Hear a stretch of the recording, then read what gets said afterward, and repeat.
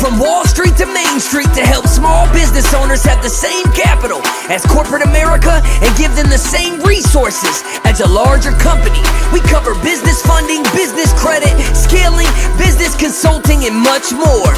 Check out the website at shieldadvisorygroup.com. Welcome to the show, The Liquid Lunch Project.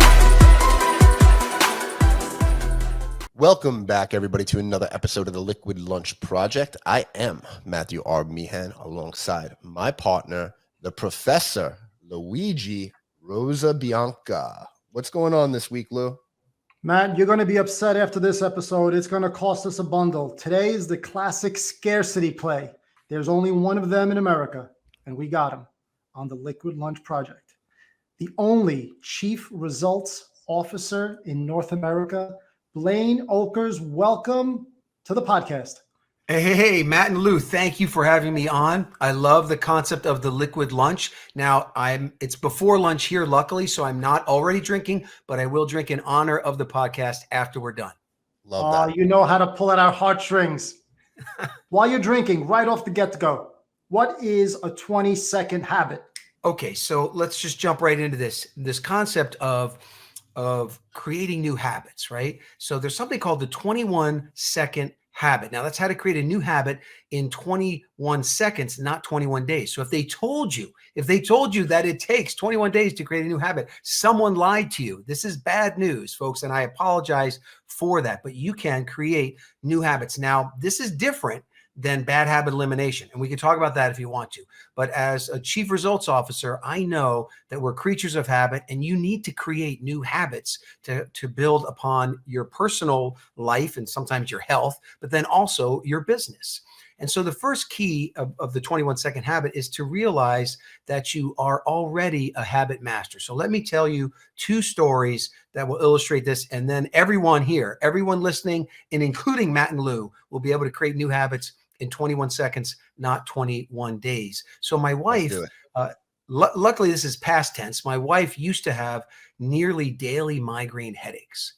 And so the doctor said, look, here's this headache log. You got to fill it out every day. Like, what was the temperature? What was even the barometric pressure? What did you have to eat? What were the cues? All these different things. And she could fill it out for a day or two or three. Then she'd lose it. And she couldn't get the data that the doctors needed. Then she'd have a migraine. I'd ask her where the log was, and she'd get all upset. So I realized, don't ever ask for the log if your wife is having a migraine. But what we did is I realized something. And one day we took the headache log and we put it underneath her toothbrush and her toothpaste. And every day my wife is at 2 times a day. She does the dentist recommended 2 minutes in the morning, 2 minutes at night. And we said, look, never move the log. Just fill it out when you brush your teeth. So she started filling it out, and she went 90 days in a row of filling out that log, went back to the doctors, made adjustments. Now she has a migraine once every couple months. It's fantastic. So the first key to the 21-second habit is you link it to a habit that you're already a master at. That's the key. Now there's a second key, and that the second story will illustrate that. So for me, I noticed that social media and news media was kind of like beating me down mentally. So what I did is I said, look, I want to start a new habit of taking a mind shower. So a lot of people take a physical shower, but I want a mind shower. So I want to clean my head, clean my mind of the negative and the head trash every single day. And so I asked myself, okay, what can I habit link that to? I also wanted to jump into this Bible app that I had every single day.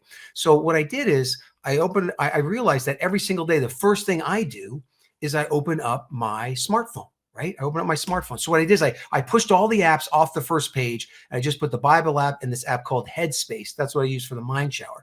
And so I said to myself, okay, when I get up in the morning, first thing I do is I open the phone. There's no willpower required for that. It happens every day.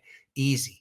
And then I said, and here's the second key, is that I have this urge to want to look at the stock market, Wall Street, Main Street, who's texted me, have any orders come in, what's my bank balance, who emailed me. I have this urge to want to know what's going on in the world first thing in the morning. And so what I do is I surf that urge. And instead of doing that, I say, I must do these other two things first. And this morning, I'm on day 1,491 days in a row without missing that habit, because I habit linked it to something I'm already a habit master at.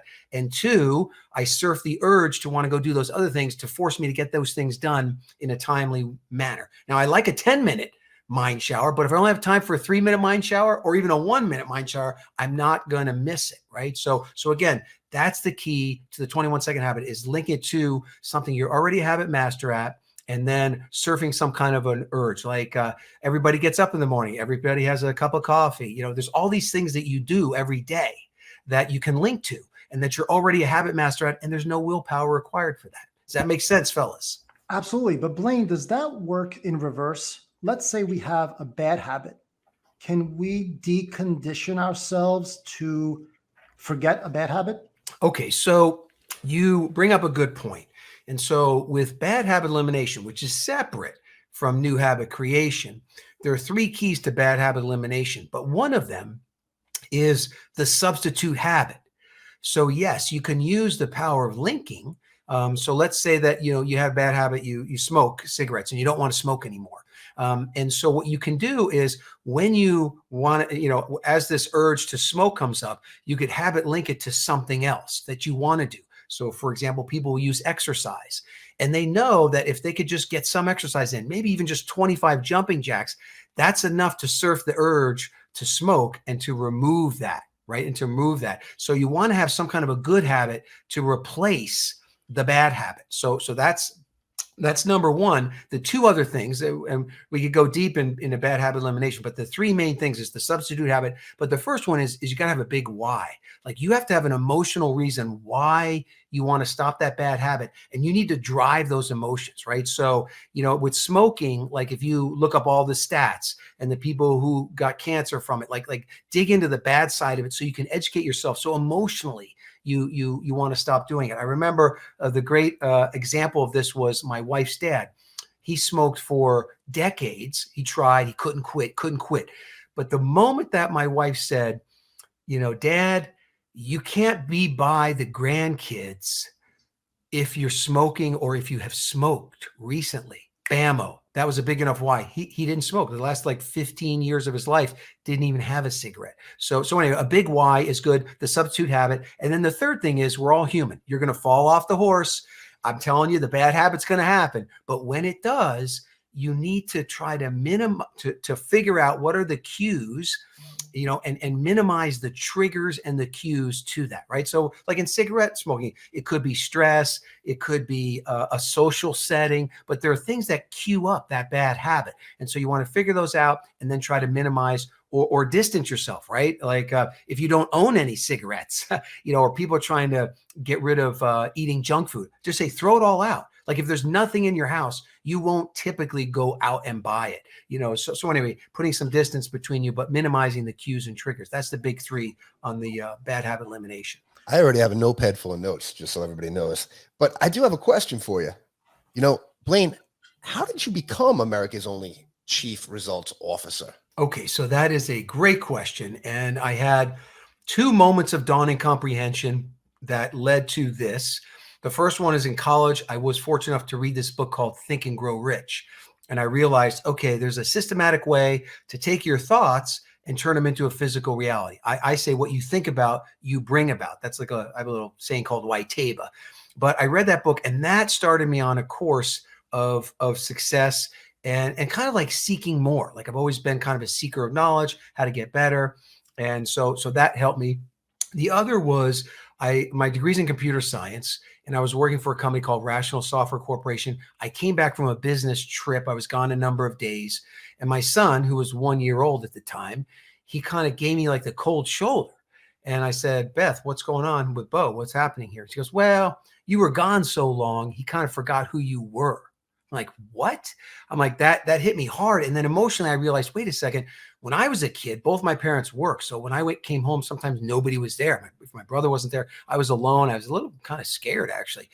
So I realized I made a clarifying decision that night. And I said, look, I'm going to work from home. That's it. No buts about it. I'm going to work from home. So it took me a year, and it was very hard on the marriage because I started 2 companies and had my regular job. But a year later, I broke free and I never went back. So that's 27 years now. But then that gave me the time to figure out and we could talk about exercises you can do to find clarity on what's your real kind of maybe passion or mission in life. But I realized that I'm here to help people take control of their lives by taking control of themselves. And so I started a company called Selfluence to do that. And I started working a lot with mastermind groups of business owners, and they started calling me Chief Results Officer because I'm helping them kind of move the needle every single week. And I had developed kind of a methodology to do that. And so they called me that, and I'm like, oh, I hadn't heard that before. I'll use that. I'll use that term. And then I realized, wait a second, no one else is using it. Why don't I try to get a service trademark, a patent, a trademark on it? So I went to the US Patent Office and followed the procedures. It took about 6 or 7 months, but I got it. So now I have the little registered, the R with the circle around it, which is a little more powerful than the TM. But I am America's only Chief Results Officer. And I feel God put me on the planet to help people, get results in their life and create more space and time for the things they want to do. Matt and I have no bad habits to speak of, but you are known for another wonderful tool, and it's the 30-minute hour. Walk us through how a busy entrepreneur and a small business owner can implement that, because I would imagine I would love to cut my 50-hour work week to 25. Okay, it's possible. And just like the 21-second habit, where you're already a habit master at things like brushing your teeth or having a cup of coffee in the morning, this is the same. This is the same thing, is that you already know how to do it. But before we do that, I have to say that this is powerful. And it's so powerful that I'm worried that you two guys are going to use it just to try to get more work done. So what I want to do is I want to ask you, let's say that I'm going to show you right now. We're going to show the listeners how to get 30-minute hours. So you're compressing 60 minutes of stuff down to 30 minutes. Let's say we do 4 of those in a row. Now that means we just saved 2 hours, right? It only took us 2 hours to do that. And we still have 2 guilt-free hours. And what I want, and I'll share what I'm going to do, but what I want from you guys, I want to know, what would you do with 2 guilt-free hours that you're not allowed to work? Anyone can just pour more work in there. But if you are not going to work, so for me, I have right here in my home office, I have a Peloton bike, which I love to ride. So I'd probably take a long ride, maybe through Italy or something, so the Peloton ride, go for a walk out in nature, love to do that. Maybe connect with an old friend, or one of my all-time favorites is take a nap. But that's what I would do with the 2 hours of guilt-free time. Matt, what about you? I'd probably research some companies to buy. Okay, so that's kind of a fun thing that you don't have enough time for. Nice. Correct. All right, Lou, what about you? Birds of a feather, cycle together. I'd go for an outdoor bike ride. Nice. Okay. All right. So I just want everyone to have their reward in mind before we unleash the beast here. And so, all right, there's a day of the year. Some people have this more than once a year, but there's a day where people are 3 to 10 times more productive than a normal day. Now that's 3x to 10x. Now we're only looking for 2x. We just want to go from 60 minutes down to 30. That's just a 2x. There's this day that everybody has once a year, maybe sometimes more than once a year if you're lucky, that they're 3 to 10 times more productive than a normal day. Gentlemen, do you know that day? Nope. Don't know. Don't know. This is going to be good then. This is going to be good. You're sure? You don't know.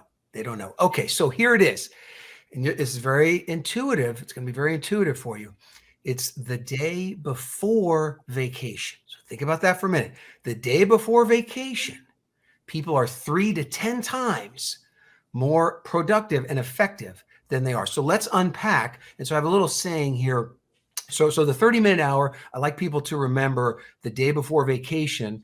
And then I want to create a little acronym and make it easy to remember, PDF. Right. So someone will say, hey, send me the PDF, right? Or why don't you go print out the PDF? Everybody knows what PDF. Actually, do you guys know what PDF stands for? That's like a little trivia question. No, what is it?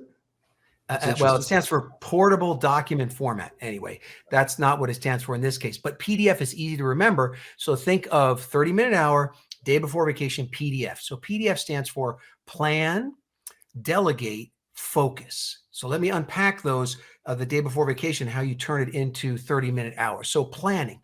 So what happens is the day before vacation, you don't let that go to chance. Like you plan out the day. You typically, the average person on the day before vacation wakes up 30 to 60 minutes earlier than a regular day. So there's one quick way to get a 30-minute hours. You wake up 30 minutes earlier. Now you have 30 minutes more in your day right there.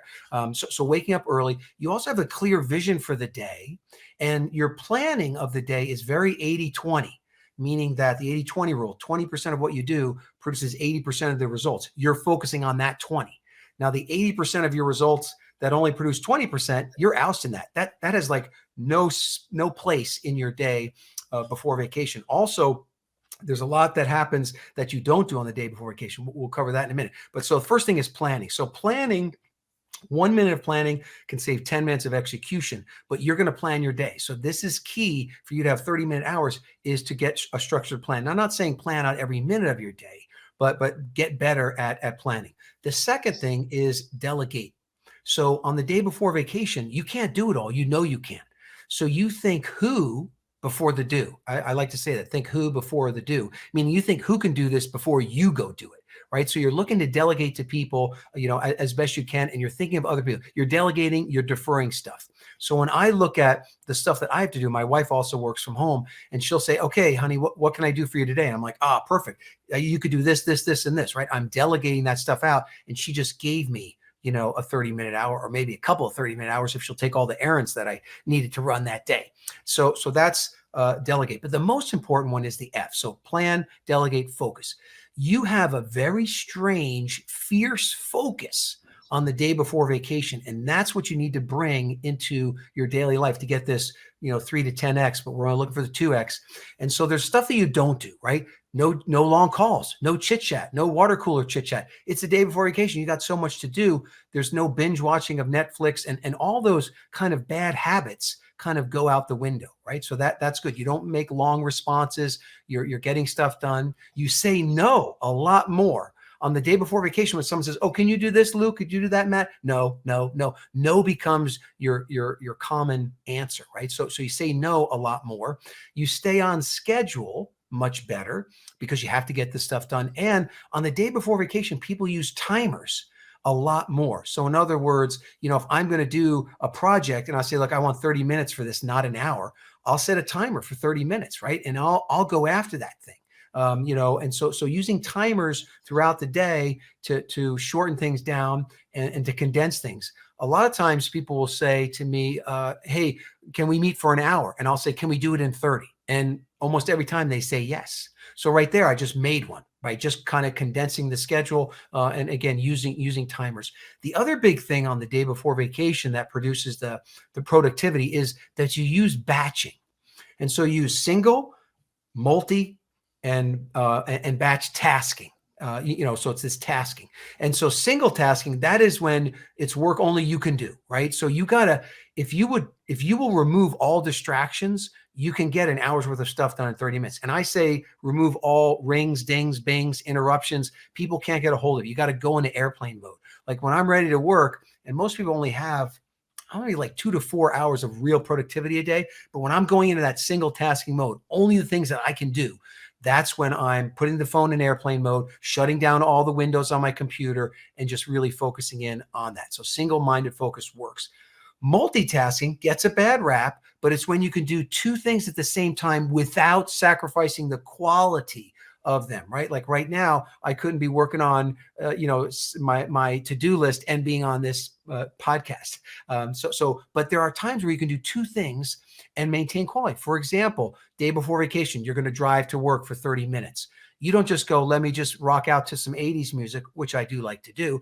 You're going to say, hey, I can make 2 calls during that time, right? So you're making calls while you're driving. Or if you're going to work out, like I love to work out and get some work done, or listen to great podcasts like this one, right? I like a 30-minute mind meal every day. And so I'm grabbing Matt and Lou for my mind meal of the day, but I'm doing it while I'm doing something else, whether it's chores around the house or outside or exercise, something like that. So where you can do 2 things at once without sacrificing the quality, you want to do that. And the last one is batch tasking. And that's where you batch together things, and it's much more efficient. So day before vacation, you're not going to, if you have 3 errands, run an errand, come back, run an errand, come back. No, you batch all the errands together. You batch all the phone calls together. You batch all the computer work together.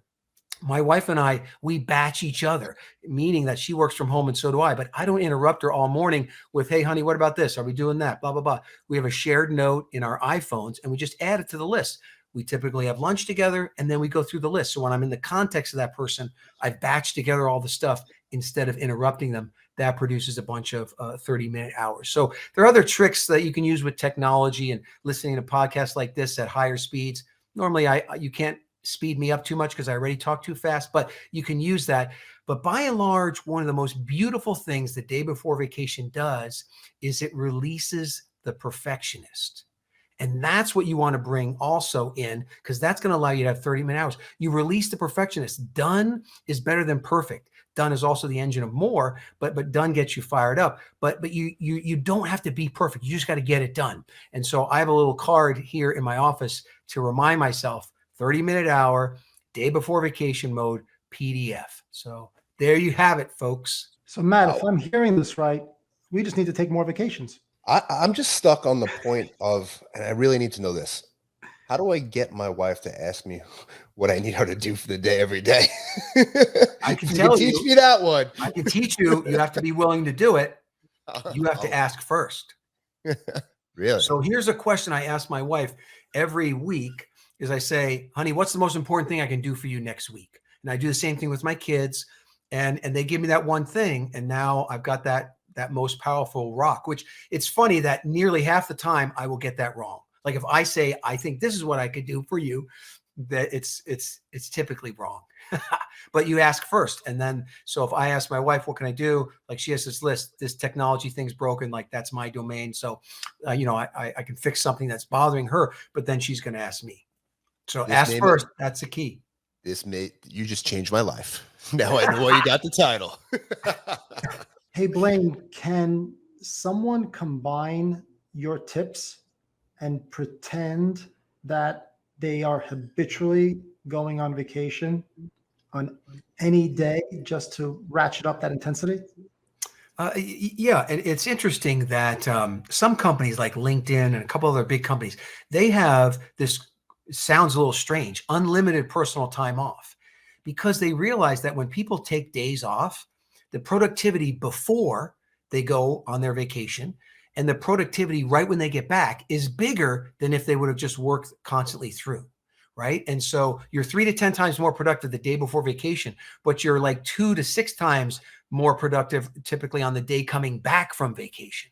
So with those two things, yeah, you could use that all day long. Like you can say, I'm going to take the 2-hour lunch. So you're forcing yourself to get things done, in a shorter amount of time through planning, delegating, and fierce focus, that you can take the vacation in the middle of the day or take more vacations. And you want to bring that intensity, but not the stress. Like, so you got to be careful that you don't kind of bring in that stress of the day before vacation, because it has a little bit of stress, but also it has a reward at the end of the day, right? You think about it, end of the day, you're going on vacation. So think about rewarding yourself, whether it's with a bike ride, whether it's with a little internet search for businesses, whatever that thing that you said earlier that you like to do when you had the time, put a little of that in at the end of the day and use that as a little carrot to keep yourself moving through.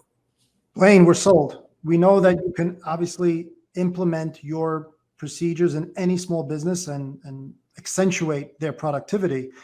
But how do you work with small businesses? Yeah, a good question. So I privately work with a lot of mastermind groups where I'm brought in as the chief results officer to make sure the members are getting results. But my company, Selffluence, we put out a lot of information, like a lot of free articles and reports and how-to guides and stuff like that. And then I have master classes for people that want to go deeper. One of my favorite things that I do multiple times a month is I run super results days. And that's where we get on Zoom. We have a little bit of a teaching, but we have accountability calls all through the day. So like all the loose ends, it feels so good. Like people will knock out anywhere from like 20 to 150 loose ends in one day. Like all these things that you just never got done, right? So anyway, that's a lot of fun. So I have these super results days, and then I do have super results programs that are designed to kind of provide you with some clarity, some community, and some connection, because entrepreneurs, business owners, typically fairly isolated. Like people don't understand what they're going through. They don't have a good accountability buddy. And so there are some definitely structured ways that you can get more done, and accountability to someone else. Now, Matt has Lou and Lou has Matt. So you guys are could hold each other accountable, but daily accountability to action is one of the biggest secrets. And it's not even really a secret, but most underutilized way to ensure that things happen. Yep, that's the way to get results. You heard it here first. That was awesome. I mean, Matt's having some technical difficulties. I think he's creating new habits right now. Matt, you got 20 seconds. So Blaine, tell us what's in store for Selfluence and Blaine Oelkers. What's next in store? Yeah. So for me, it's kind of scaling right now. So I've scaled well in the private area, but this year I started going on some podcasts, started sharing more of what I've been working for a decade or so in the private arena with companies and mastermind groups, and starting to share that with kind of everyone on a individual basis, mostly business owners. So for me this year, that's what I'm doing. I'm kind of scaling that. My bring about statement is to scale that business and be helping, individual business owners, 334 individual business owners by the end of the year. So that's kind of what I'm working on, and I'm having a good time doing it. And I'm not working too hard, but I'm working hard enough to keep the results coming in. Blaine, on that note, why don't you tell everybody where they can find you on the socials, on your website? Yeah. The easiest thing is going to be, I did a TEDx talk. And so if you go to Blaine TEDx, so BlaineTEDx.com, BlaineTEDx.com, you can opt in to get that TEDx talk. I'm up to about 190,000 views. And in there, I share some personal stories, but I share a results technique that automatically allows you to remind yourself like 60 to 160 times a day of whatever your main goal is.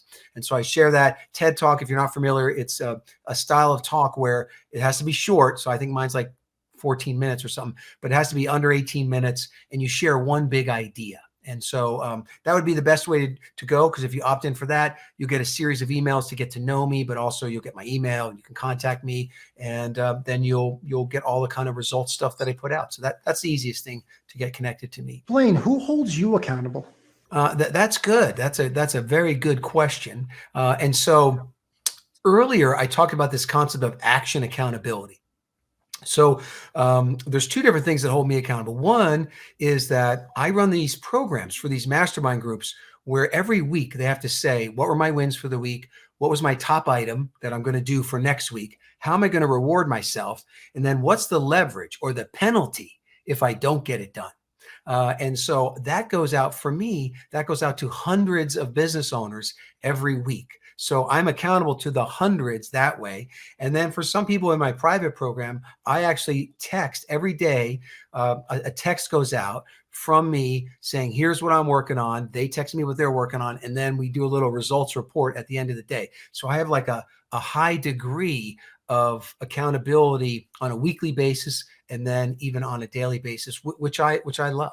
Blaine, it didn't go unnoticed, but you mentioned religion and the Bible several times during the podcast.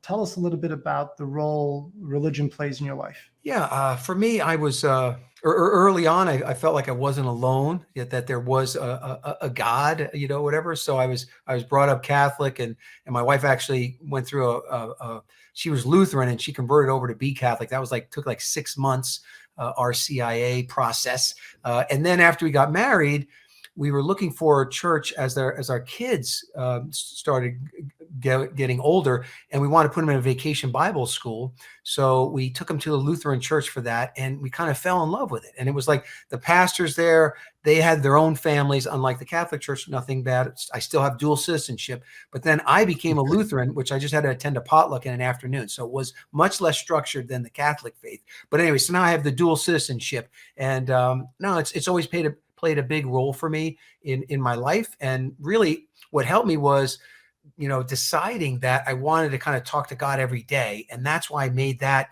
the thing that I have it linked to, right? So every morning, that's the first thing I do. And I'm not allowed to touch anything else in my smartphone. And these apps, it's great because they track it, right? Once you get 3 or 4 days in a row, you don't want to break the chain, right? Like right now, I don't want to break the chain of 1,491 days or whatever it is. It's over 4 years, right? So that becomes really a strength. And what happens, even a little streak, 3, 4 days, your self-confidence goes up, your faith in yourself goes up, and you feel like you can do more. But I've always felt like, God's been right there with me. And I'm blessed to kind of do what I do now. And when I started going in the direction I think he wanted me to go in, things seem to flow better than when I was going in other directions. So, Blaine, you speak to hundreds of business owners on a regular basis. Do you notice a direct correlation with business owners that have that higher calling versus those that maybe do not? Does that higher calling up the ante a little bit in the business world? I would say I've seen it across the board. So I think the people that have the spiritual connection, they tend to give back maybe a little bit more. They tend to be a little more content, I think, especially if they're flowing in that direction. But like business success wise and all that, I've seen a lot of people that didn't have a negative, belief around God, but they just didn't have an active kind of belief around God. So I haven't seen that play a big role in success, but more contentment and kind of giving back, and maybe a feeling of more significance from those that have a little spiritual side. Blaine, thank you so much for your time. We definitely want to be respectful of it so you can get on your way and start doing some other things today. Inside of the podcast. Lunch. But I will tell you, I do feel like we've squeezed in about 6 hours in 32 minutes right now. So you did an amazing job, my friend. I know I took a lot of notes and I'm going to be using a lot of those tips. But as I said, I want to be respectful of your time. Before we let you go, though, there is one question that I have for you. Yeah. Can you describe yourself in one word? I have to choose between two, but I was going to say results, but I'm going to say consistency instead. Consistency. I like That's that. my word. I love it. Blaine, thank you so much. And guys, that's a wrap of the Liquid Lunch Project. Thank you for listening to the show. And make sure you subscribe, leave a review, and share it with a friend. We'll see you on the next episode of the Liquid Lunch Project.